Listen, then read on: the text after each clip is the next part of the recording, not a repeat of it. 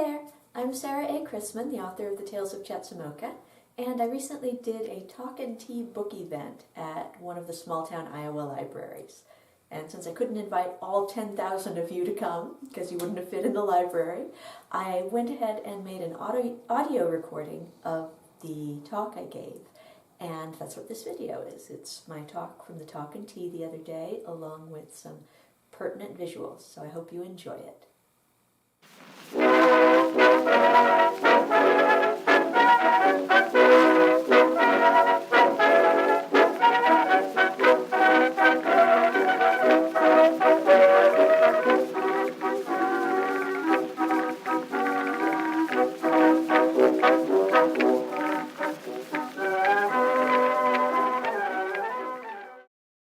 Thank you for having me here today, and it's a pleasure to be here.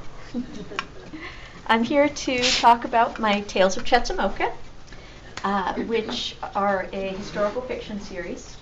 And I've always felt that historical novels, both historical fiction and novels written in a different era, they're real time machines. They truly are. A book is the best way to step back into a different era and to meet the people of that era and really get to know them. And that's part of what makes books so special. Now, my Tales of Chetzemoka, the basic premise behind the series was a little bit of my husband's idea. That's him in the middle of the room, trying not to be seen. He happens to be a big fan of bicycles, and he worked in the bike industry for more than 20 years. So it was his idea to write a series that would be based around a cycling club. And can everyone hear me in the back? Okay, good. It was his idea to write a series that would be based around a bicycling club. And then I thought, I could take this and run with it. Bicycles were really popular in the 19th century for a wide range of people, a wide range of professions, and a wide range of economic classes. So a cycling club would be a really good opportunity to introduce the reader to a lot of different people and a lot of different just aspects of Victorian society. And so I thought, yeah, that's a good idea. I can work with this. And furthermore, I thought, okay, besides that, I want the series to be like a flower unfolding. So it starts out very tight around a limited number of characters, and then as the series progresses, the unfolding flower blooms and you see more and more characters and more aspects of the society that we're being introduced to, where we're time traveling to. Now, and you can see in the video, that is a high wheel bicycle. So when the series begins, that's the sort of bike that they're riding. This is the 1880s, and this is what bicycles looked like in the 1880s. There's the one big wheel and the one little wheel. And then they gradually changed over time, which gets involved in the series too. In terms of where we are in the series, we are right here in a town that in the series I've named Chetzemoka. The real town is Port Townsend, and that's where we just lived for 12 years. This is a port town, so ships are very important. You can see how much water there is around there. And so it flavors the whole series because there's a lot of nautical influence in the place, and geography is destiny. So that influences a lot of what's going on in this really dynamic place where everyone is associated with the sea in some way. Even a farmer still is buying fish from the fishermen and buying goods that have traveled by ship. And so that influences a lot of things.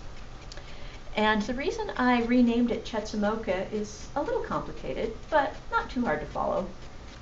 You see, a writer of historical fiction always gets into a bit of a sticky wicket, because if we write the place as it actually was during a certain time, anyone who goes there now trying to recapture what they've read about will say, well, this is missing and that's missing and this isn't the way she wrote it, because places change over time. For example, Port Townsend, in order to make it a more convenient port for the ships, they changed the depth of the tide line. It was a lot of infrastructure and a lot of dredging that went on. So they actually literally changed where the water ends. And if I'd written it as it is now, everyone would, the real sticklers for detail would say, well, that's not how it really was back then. So it's, yes, question? Could you speak louder, please? Okay, I'll try. Thank you for letting me know. Is that better? Yes, thank you. Okay, and if I bust your eardrums in the front, you let me know that too. Okay, so for a writer of historical fiction, there's the challenge of, do you write it as it really was, in which case people are going to say, that's not how it is now, or do you write it as it is now, and people will say, well, that's not how it actually was. So it's a damned if you do and damned if you don't situation. My way of getting out of this was to create a fictitious town on the footprint of the real town that exists. And I named it Chetzemoka, which is the name of the native chief who was, and there I am in Chetzemoka Park, which is a real place that actually exists. Chief Chetzemoka was the leader of the Clallam tribe, which was the indigenous tribe who lived in Port Townsend in the 19th century. Port Townsend was actually named after an English nobleman who never actually went there. But he did have a lot of money. And so the early explorers were trying to get him to give them some of his money, so they named a lot of places after him. But he didn't actually have a real association with the town. Chief Chetzemoka, on the other hand, was a really good friend to the settlers who made it a real place where people lived. And in Seattle, they named Seattle after Chief Seattle, who had done exactly the same thing for a city that became bigger. So I said to myself, why not name this town after Chief Chetzemoka? So that's where that name comes from. In terms of the city itself, it's a real city. And a lot of the items from the 19th century are still there. When I was writing the series, I would often take my little notebook to the places where I was writing a scene, and I would sit right in front of the place I was writing about and write the scene in the place where it happened. This one, that's a real house, and I've been inside of it, and it's in the series.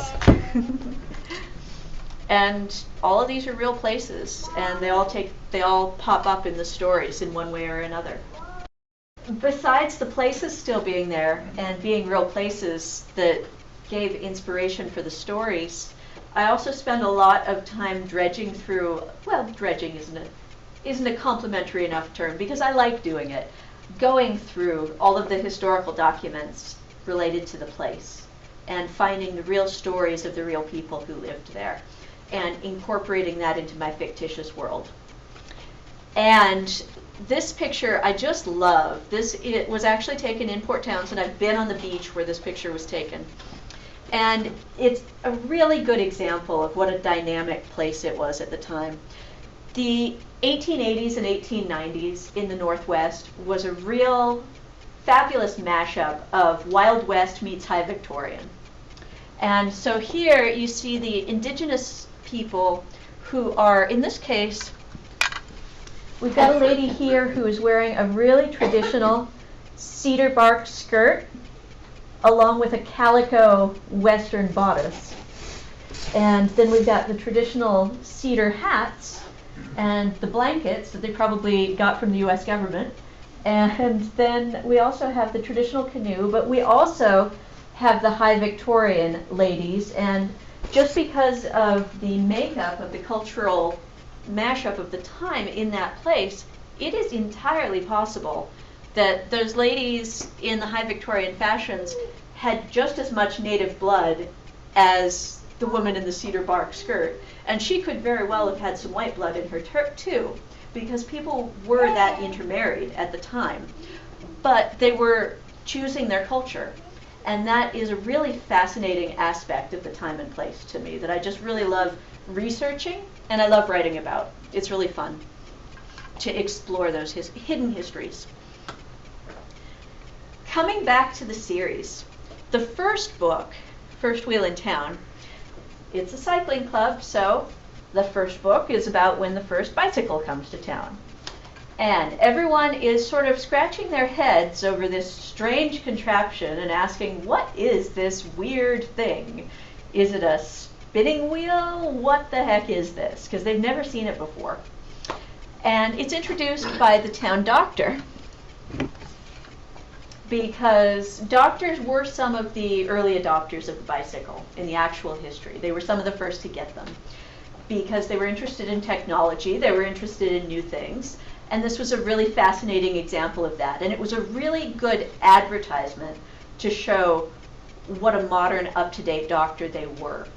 It was also a really useful tool for them, because if you're a doctor and you have to get to your patients in a hurry, you can't always take the time to hitch up a horse. A bike is always ready for you to just hop on. You don't have to wake up a bike like you have to wake up a horse. And sometimes that can really make a difference.